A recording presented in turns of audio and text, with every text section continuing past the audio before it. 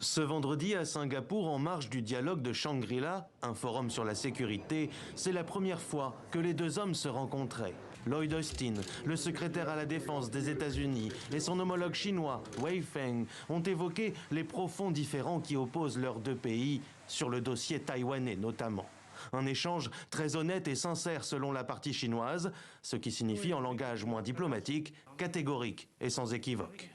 Le ministre Wei a souligné que si quelqu'un ose séparer Taïwan de la Chine, l'armée chinoise se battra à tout prix pour écraser résolument toute tentative de sécession.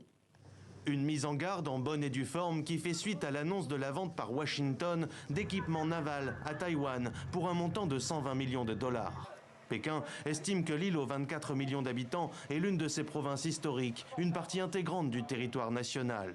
Dans les faits, Taipei dispose d'une autonomie administrative, politique, diplomatique et militaire et du soutien des États-Unis.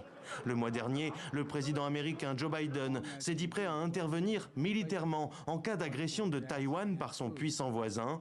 L'année dernière, les incursions d'avions de guerre chinois dans l'espace aérien taïwanais ont plus que doublé.